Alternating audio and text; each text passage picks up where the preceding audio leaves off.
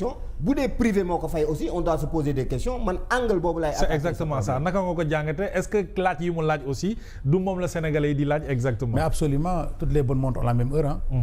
koo dem teg Sénégal yi c'est la question wax moo nekk ci lèvres yi c'est-à-dire d'abord ñu leeral le premier ministre ci ban type de voyage defoon da c'est à titre privé wala daf ko def ci turu askan bi te jàpp naa fekk ci turu askan bi la amul lu ñu ci war a nëbb dafa war a nekk loo xam dañ koy inscrit dans l'agenda. ñu xam ne président dem na tukki dem na tukki pour affaire sangam loolu amul ci lu ñu ci war a nëbb leneen moom ci naqari. muy anarchie bi excusez-moi guitare parce que amul beneen mot. bu mën a utiliser c'est-à-dire dafa dem ba léegi dafa mel ni dañu déstructurer dérégler ay fondamentaux xam nga dégg nga fi jamono yi passé permis bis mu toog ba mu neex ko rek mais damaa jël congé.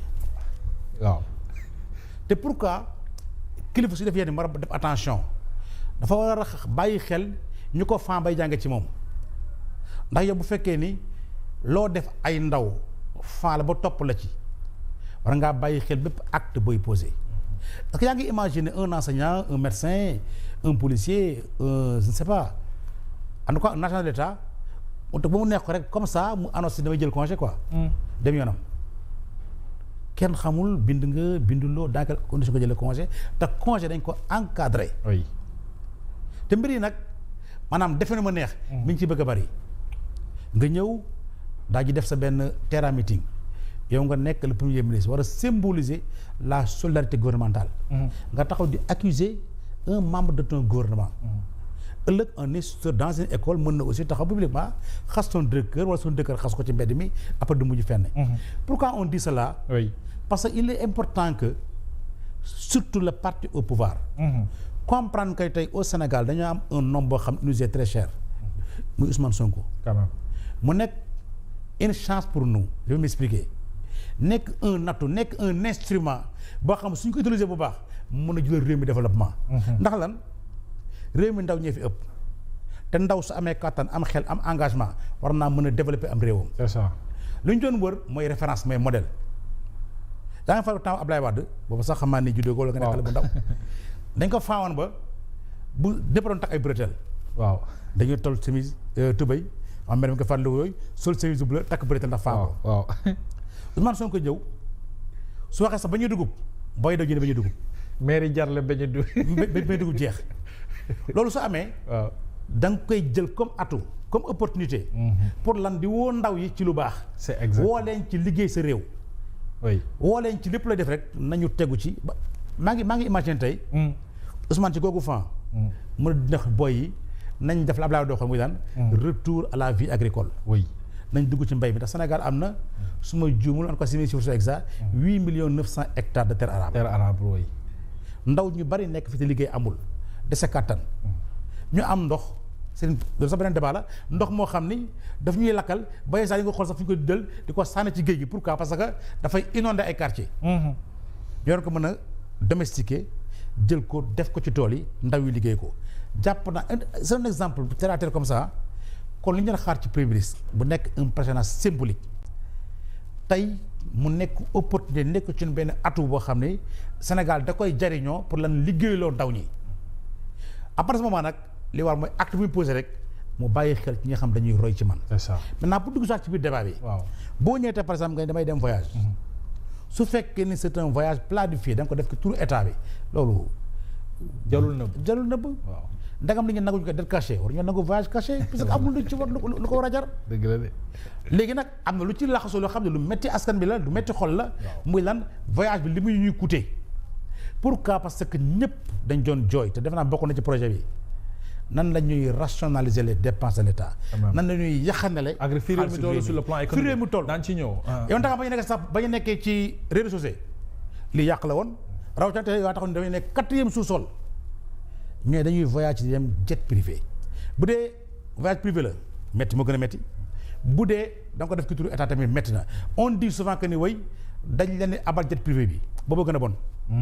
parce que koy abale am na lu muy xaar. à la kulli te même ñun suñu ko abalee sax même suñu ko abalee wax naa ki rek abal jàpp ma ni dañ la abal jet privé defal la ci kérosène ba defal la ci frais de déplacement defal na ci même boo demee dëkk ba nga jëm dal dépense ce qu'on pourrait appeler entre autres ay droits de stationnement jàpp mën dañ def loolu yëpp dans tous les cas voyage yi mi ngi ñu commencé coûter lu bari te jàpp naa ñu ne wax dëgg yàlla nag le PM malgré tout le respect qu'on lui doit voyage yi mi ngi coûter Sénégal yi lu bari parce que yàgg na am ay PM yu fi nekk mais dañuy dem voyager dugg avion dem dox lu ñuy def ñu ñëw te foofu la ñu gën a xaar muy sakkanal très bien parce que foofu la réew mi toll. doy na waar alors monsieur le maire beneen bi mooy actualité bi aussi mënuñu ko bañ a waxuñu ci cette dualité entre guillemets bi ñu nemmeeku ces temps-ci épisode la bi fi jaar gis nga li mu jural la République le Sénégal allant même ba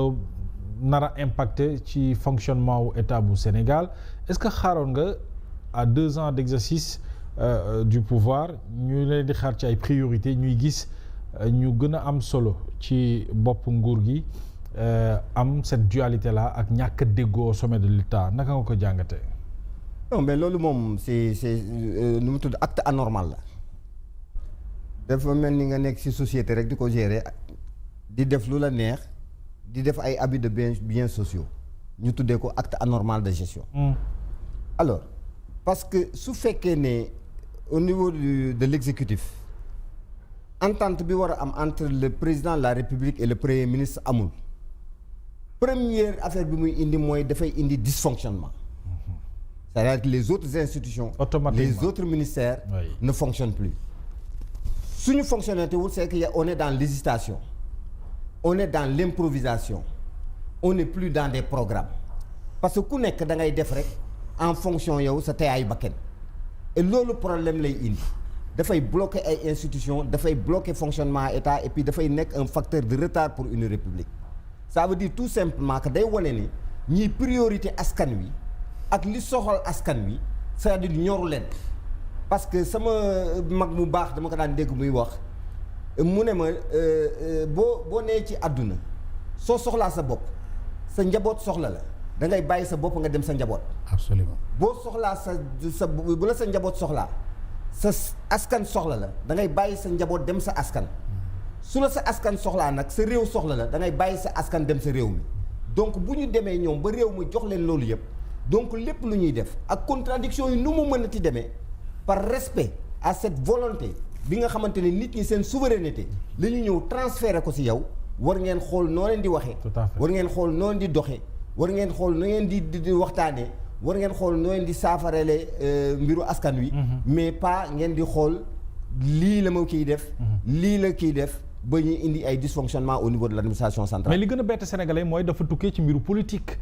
mais loolu mooy danger bi ci ñaari atu exercice kese est-ce que war nañu xalaat ay échéances. loolu mooy ay priorités loolu mooy danger bi commencé na juste bi premier ministre defee benn déclaration wax ne c'est-à-dire il faut que décision yi jël au niveau de l'État ñu koy discuter au niveau du parti. et je crois que ce plateau bi sax mës naa ko wax fii. parce que boo demee mémoire de militant du tiers-monde de Mamadou Dia à la page 148. dafay expliquer ne en fait moom crise am ak Senghor. ci loolu la ci loolu la jógee. parce que y avait la primauté du parti sur l'État. pour dire que décision yi ñu doon jël dañ daan dem conseil national du parti socialiste. discuter ko ba pare arrêter ko foofu doog ko traduire au niveau de l'État.